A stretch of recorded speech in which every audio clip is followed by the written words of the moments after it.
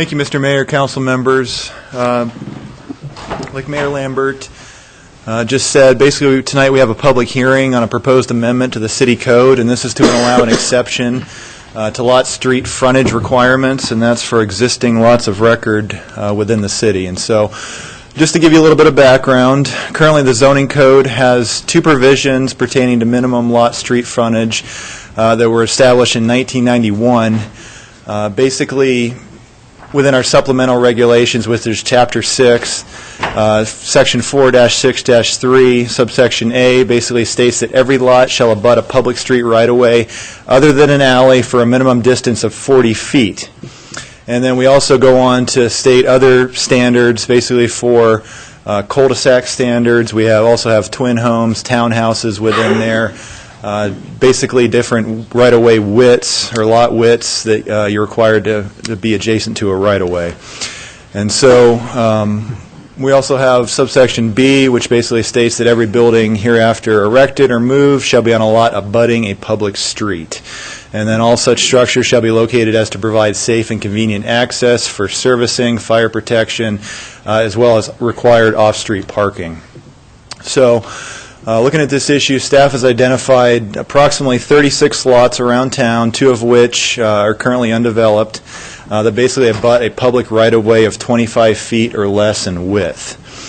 And so these lots were previously recognized within the city, basically through the platting or lot division process, and these are legal building lots when they were basically platted, divided, and we allowed construction on 34 of these lots. And so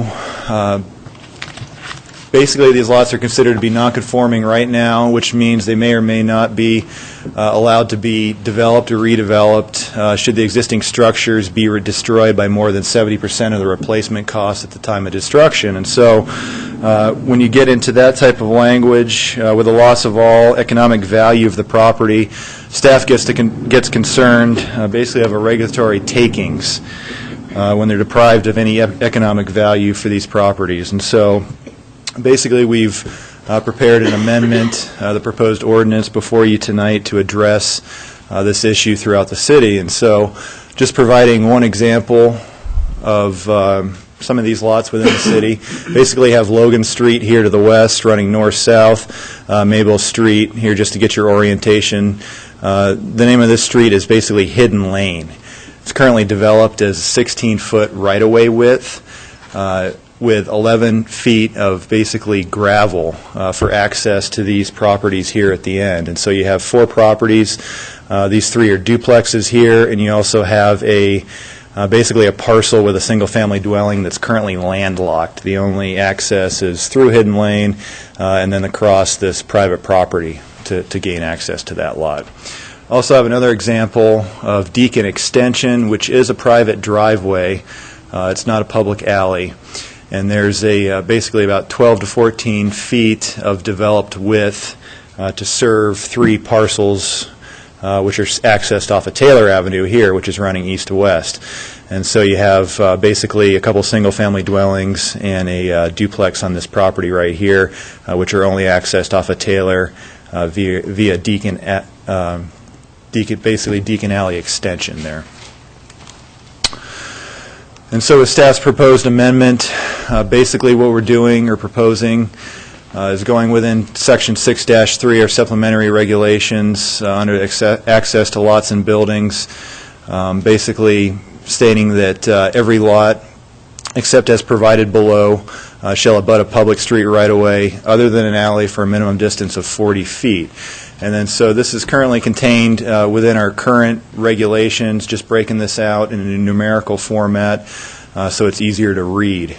And then we're adding subsection 4 here, which basically states that legal lots of record that have been approved by the City Council prior to the adoption of this zoning code and which do not abut a public street right-of-way shall be accepted from this requirement where sufficient permanent legal access is available via public right-of-way, private access, easement, or other legal means to provide safe and convenient access for servicing, fire protection, and required off-street parking. So with the addition of the latter half of subsection 4, we don't need the redundant language in the section B there.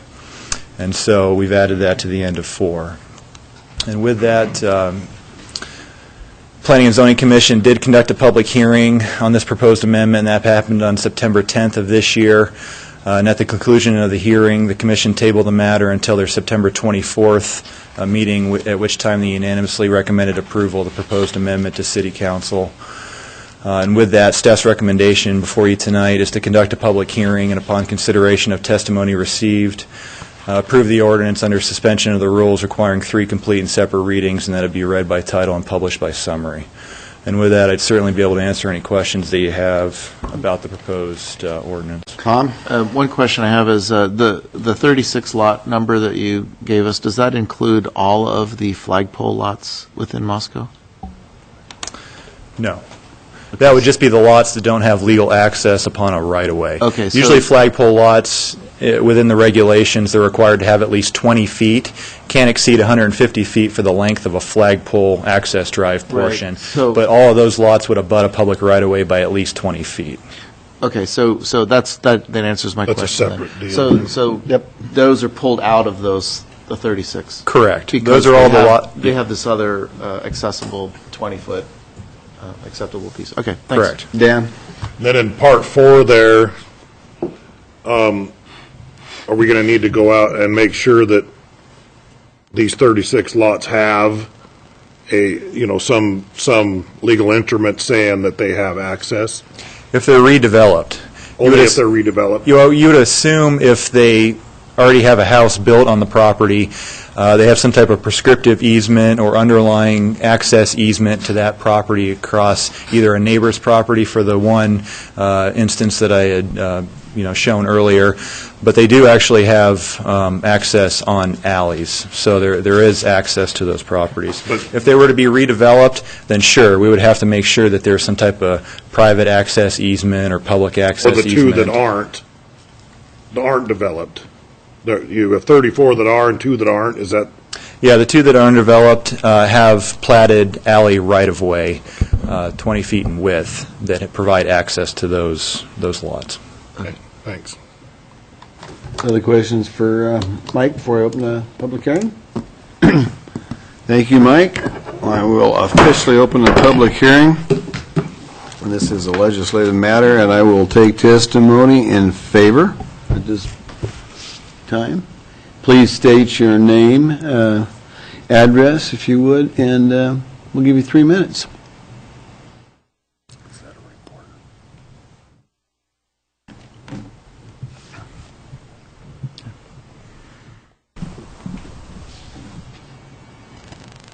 Good evening. Mayor Lambert, gentlemen, thank you for allowing me to address this committee this evening. My name is Rod Story. My wife Jenny and I live at 906 West C Street. 906 West C Street is adjoining this property. We share the largest border with the property, with one property that's undeveloped in this consideration. This spring we purchased a property that would apply in this change in city code, and so that's why I'm here this evening to speak in favor of that change. What you should know is this property to us is a property that we would like to develop that's within the city limits. This lot is at the west end of Residence Street. You may be familiar with that neighborhood. There's several undeveloped properties on that end of the street. I think ours is one of 2 that are included currently. It actually adjoins our current house. We hope to develop it with the mind of guests and grandparents that might live in that location in the future. As you might know, our property actually spurred this consideration, and that's the other reason that I'm here this evening. In May, we presented a request to the Variance Committee for a change because there was a variance on our lot. The property that we have is zoned R3, and it's in a neighborhood of R3 dwellings, but the zoning kept Your it to a... Yes. We're getting a little too specific on particular properties. This is a more general Yeah, very thing. good. He's starting to get in toward like it. Thank you very much, Rod. And I'll just remind the group, when we're talking about a legislative or an ordinance and not a specific property or a concern with it. Very good. We're talking about a total sum of 36 lots. I mean, is what we're talking about, so. Well, let me continue on then with a broader aspect. Obviously, the result of this process has been to make the city of Moscow aware that there's actually many more lots, many more properties than just mine that have had inappropriate variances that will prevent future development, including Mario. This is clearly a city-wide issue. More than 36 properties are now involved, and so I would urge the city to consider a positive resolution. We believe that this building code change provides adequate instructions that don't require additional variances as far as what to do with both the empty lots as well as future development of these current lots. We also feel that that would encourage future development, which I think is in the best benefit of Moscow. In particular, these empty lots, I think, would be of great value to build. We love living here. Thank you for choosing to make this a great community. Thank you, Mr. Story.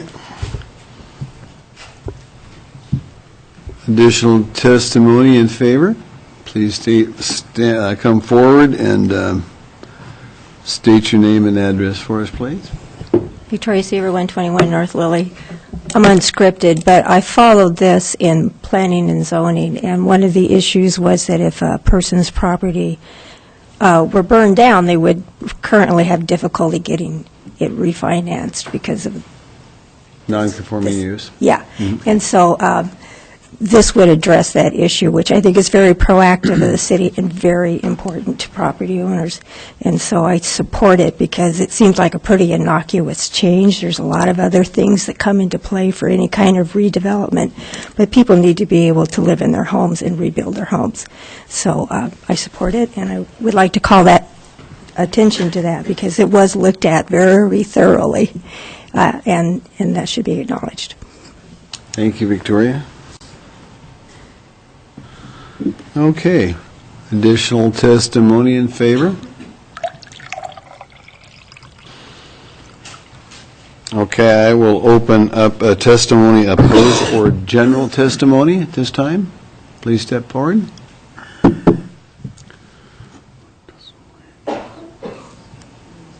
Would you like to speak, ma'am? Is for general testimony or opposed?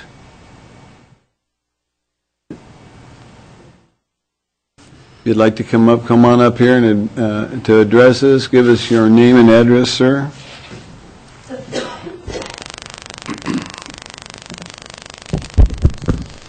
Yes, my name is Clancy Potratz. I reside at 425 Sunset Drive here in Moscow. I've submitted written comments, and I'll only emphasize a few of the points that I made in writing.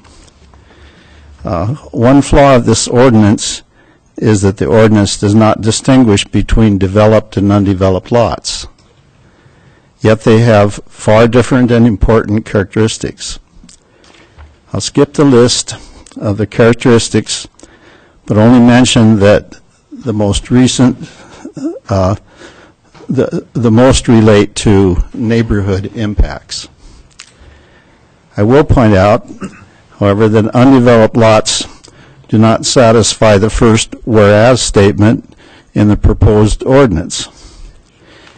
The first whereas statement is, whereas City of Moscow has previously approved the creation and development of, and then so on.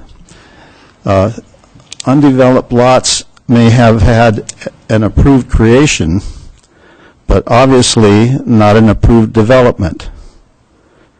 So unimproved lots don't satisfy the first whereas statement, which probably is a because type statement. Another flaw pertaining to undeveloped lots is that this ordinance does not recognize the inherent responsibility of the lot owner. City Attorney Robert Hall, in a memo to Community Development Officer Bill Belknap, and this is part of the P&Z packet materials, so it's public material. In reference to a particular subject lot states, quote, the lot in question was created through the approval of the Highland View addition to the City of Moscow which was Mr. Portres, we were talking, we're not going to talk about specific lots, sir. We need to talk about... I'm talking about the general lots that are under the category of undeveloped. We're not, yeah, but we're not going to talk about any specific lots. We're just talking about the merits of the ordinance.